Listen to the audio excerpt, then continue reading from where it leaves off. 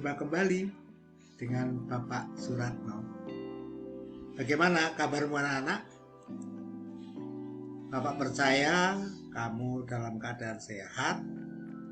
Untuk pertemuan kali ini kita akan mempelajari tentang perjanjian Indonesia dengan negara lain. Semoga materi ini bisa bermanfaat untuk kita semua. Baik, kita mulai anak-anak. Perjanjian yang akan kita pelajari bersama adalah Perjanjian Linggarjati, Perjanjian Renville, Perjanjian Rom-Ruyen, Perjanjian Konferensi Meja Bundar. Baik, kita akan mulai bersama-sama Perjanjian Linggarjati. Linggarjati terjadi dari tanggal 15 November 1946 sampai dengan 25 Maret 1947. Perjanjian Linggarjati itu merupakan perundingan antara Indonesia dan Belanda, di mana di Linggarjati, Jawa Barat, yang menghasilkan persetujuan mengenai status kemerdekaan Indonesia. Perjanjian tersebut ditandatangani secara sah oleh kedua belah pihak, baik Indonesia dan Belanda, pada tanggal 25 Maret 1947. Apa hasilnya? Yang pertama, Belanda mengakui secara de facto wilayah Republik Indonesia yang terdiri atas Jawa, Sumatera, dan Madura. Yang kedua, Belanda harus meninggalkan wilayah Republik Indonesia paling lambat 1 Januari 1949. Yang ketiga, pihak Belanda dan Indonesia sepakat membentuk negara Republik Indonesia Serikat. Yang keempat, dalam pembentukan negara Republik Indonesia Serikat, Indonesia harus tergabung dalam Commonwealth atau persemakmuran. Perjanjian Linggarjati ini menimbulkan pro dan kontra di kalangan masyarakat Indonesia sendiri. Ada yang setuju, ada yang tidak setuju. Pelaksanaan hasil perundingan ini tidak berjalan mulus. Pada tanggal 20 Juli 1947, Gubernur Jenderal Van Mook akhirnya menyatakan bahwa Belanda tidak terikat lagi dengan Perjanjian Linggarjati. Maka meletuslah agresi militer Belanda pertama pada tanggal 21 Juli 1947. Ya, 1947. Jadi yang mengingkari justru pihak Belanda. Berikutnya Perjanjian Renville, 8 Desember 1947 sampai 17 Januari 1948. Perjanjian ini dilakukan antara Indonesia dan Belanda.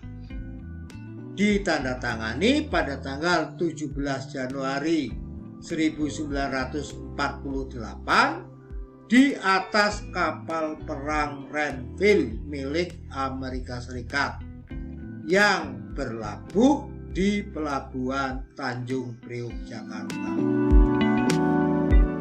Perundingan ini dimulai tanggal 8 Desember 1947. Perundingan Renville ditengahi oleh KTN, Komisi Tiga Negara, yang terdiri dari Amerika Serikat, Australia, dan Belgia. Indonesia diwakili oleh Amir Syarifuddin, Belanda diwakili oleh Abdul Qadir Wijoyoatmojo. Hasil perundingan, Belanda hanya mengakui Jawa Tengah, Yogyakarta, dan Sumatera sebagai bagian wilayah Indonesia. Yang kedua, disetujuinya sebuah garis yang memisahkan wilayah Indonesia dan daerah pendudukan Belanda. Kemudian TNI harus mundur, ditarik dari daerah-daerah kantong di wilayah Jawa Barat dan Jawa Timur. Ini yang membuat pro kontra lagi. Yang berikutnya perjanjian Romruyen, 14 April 1949 sampai 7 Mei 1949. Perjanjian Romruyen dimulai tanggal 14 April 1949 dan ditandatangani tepatnya pada tanggal 7 Mei 1949 di Hotel Des Indes, Jakarta. Nama perjanjian ini diambil dari dua pemimpin delegasi, yaitu Muhammad Rom dan Herman van Rooyen. Maka disebut perjanjian Romruyen. Muhammad Rom itu dari Indonesia, Herman van Rooyen itu dari Belanda. Tujuan perjanjian ini adalah untuk menyelesaikan beberapa masalah mengenai kemerdekaan Indonesia sebelum KMB di Den Haag, sebelum konferensi meja bundar di Den Haag. Hasil pertemuannya, Angkatan Bersenjata Indonesia akan berhenti semua aktivitas gerilya. Pemerintah Republik Indonesia akan menghadiri KMB. Yang kedua, pemerintah Indonesia dikembalikan ke Yogyakarta. Yang ketiga, Angkatan Bersenjata Belanda akan menghentikan semua operasi militer dan membebaskan seluruh tawanan perang. Berikutnya KMB, Konferensi Meja Bundar, 23 Agustus 1949 sampai 2 November 1949. Hasil dari KMB yang pertama adalah Belanda mengakui RIS sebagai negara merdeka dan berdaulat, Republik Indonesia Serikat. Ya. Status Irian Barat diselesaikan dalam waktu setahun sesudah pengakuan kedaulatan. Kemudian akan dibentuk Uni Indonesia Belanda.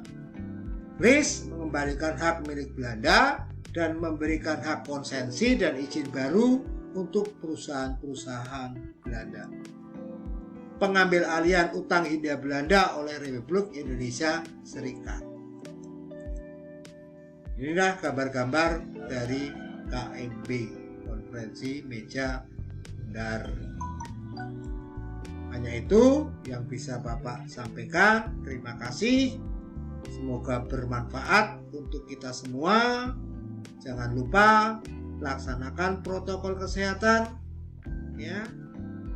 Dan yang terpenting, mohon doanya untuk Bapak Wali Kota kita dan keluarga yang terpapar COVID-19.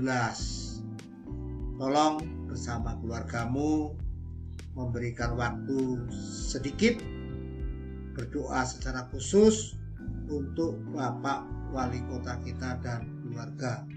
Semoga amal ibadah anak-anak dan keluarga akan dibalas oleh Tuhan Yang Maha Esa. Selamat, terima kasih, dan bertemu kembali dengan materi yang berbeda. Salam.